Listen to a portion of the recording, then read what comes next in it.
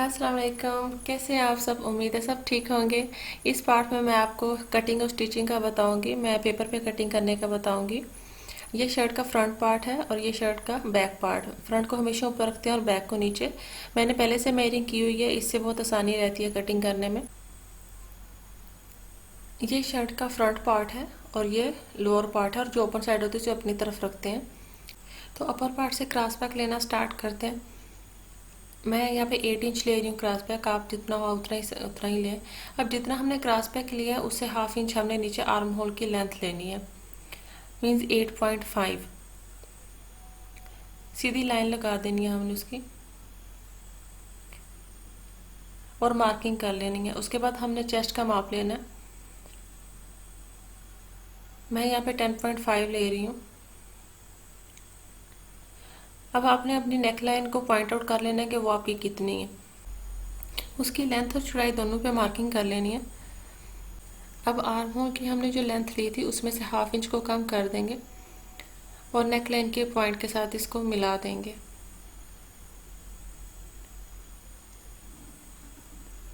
अब जो बाकी के लेंथ है आर्म होल की उसका हाफ कर लेंगे और अंदर की तरफ हाफ इंच से ज़्यादा और 1 इंच से कम का निशान लगाएंगे। अब इन दोनों पॉइंट को आपस में मिला देना। यहाँ चेस्ट पे हमने जो मार्किंग की थी उससे 1 इंच हमने सिलाई का मार्जिन देना है और उसका निशान लगा देना। अब चेस्ट के मार्क को और आर्म होल के मिड के मार्क को आपस में मिला देना थोड़ा गोलाई में। ये फ्रंट का आर्म होल है तो इसे थोड़ी ज़्यादा गहराई देनी है। बैक पार्ट के लिए आर्म होल से के मिड से हाफ इंच नीचे ज़रा कम गोलाई में निशान लगाना। अब फिटिंग के लिए हमने 6 इंच नीचे निशान लगाना है और उसके बाद अपनी फिटिंग की चौड़ाई ले लेनी है। उसके बाद चेस्ट से बेली राउंड तक की हमने लेंथ लेनी है 13.5 इंच। हमने बेली राउंड उतना ही लेना है जितनी चेस्ट का साइज और बस फिटिंग 1 इंच कम होगी। अब हिप के मार्क से हमने 1 इंच ऊपर की तरफ निशान लगाना है। ये इसलिए कि जब आप फिटिंग की सिलाई लगाते हो तो आपकी शर्ट फ्लेयर की तरह नहीं जाए, बल्कि बिल्कुल स्ट्रेट रहे। अब इन सारे पॉइंट्स को आपस में मिला देना।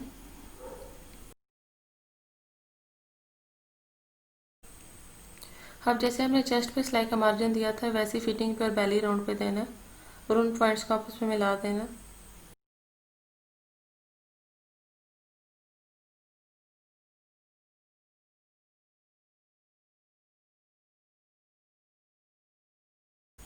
आप जब कटिंग कर रहे थे तो अपनी नेक के डिज़ाइन को पॉइंट आउट कर लो, इससे पैटर्न समझने में काफ़ी आसानी रहती है।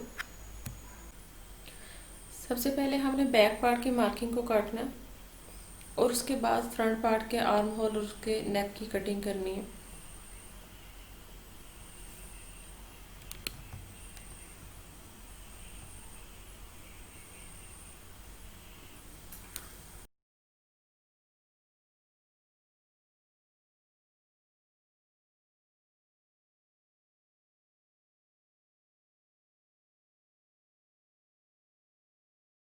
फ्रंट और बैक पार्ट की कटिंग हो चुकी, इसके बाद स्लीव्स की बारी आती है। स्लीव का ये अपर पार्ट है और ये लोअर पार्ट है।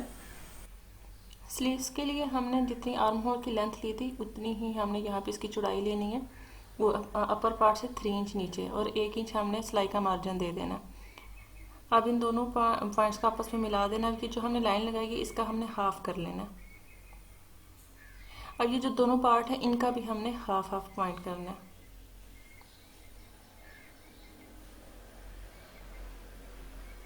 अब ये जो पॉइंट है इसका नीचे की तरफ का निशान लगाना और इस पॉइंट का ऊपर की तरफ हाफ हाफ इंच निशान लगाना हमने। अब इस तरह से इन पॉइंट्स को मिलाते हुए हमने इसकी शेप देनी है स्लीव्स की।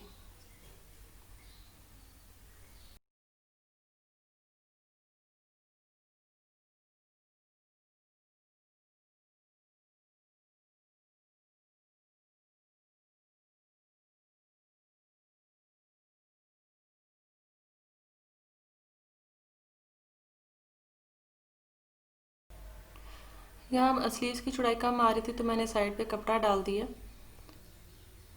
बहुत आसान है, आप इस तरह से इसकी कटिंग करते हो ऊपर रख के, या फिर वैसे आप निशान लगा लेते हो। अगर आप इस पैटर्न से कटिंग करते हो तो आपकी शर्ट की शेप हमेशा बिल्कुल करेक्ट आएगी।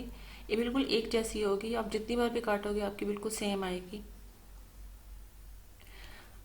नेक को लगाने के लिए आपने कोई भी कपड़ा लेना है और उसकी बैक साइड पे आपने जो आपकी बुकरम है उसके गम वाली साइड को पेस्ट कर लेना है और साइड से 1-1 इंच का गैप देके आपने काट लेना है।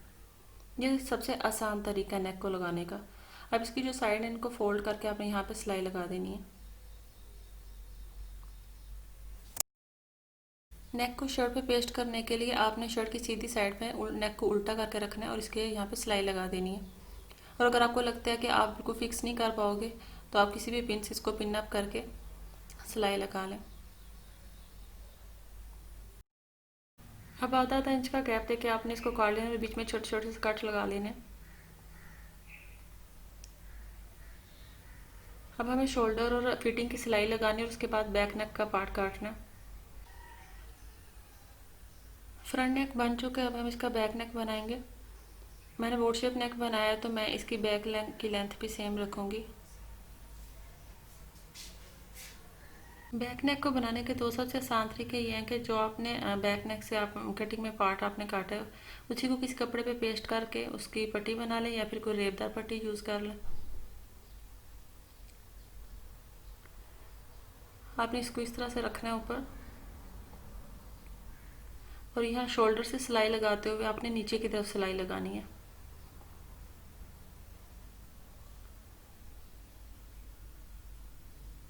बहुत ही केयरफुली आपने पहले कपड़े को थोड़ा सा फोल्ड कर लेना है और उसके बाद जहाँ पे आपका फ्रंट नेक ख़त्म होता है वहाँ से आपने नीचे की तरफ सिलाई लगाना स्टार्ट कर देना।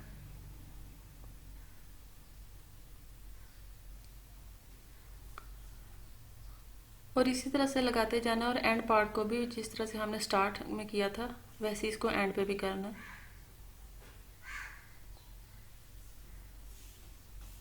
अब अगर आप इसको सीधा करें तो आपका फ्रंट और बैक नेक बिल्कुल सेम होगा।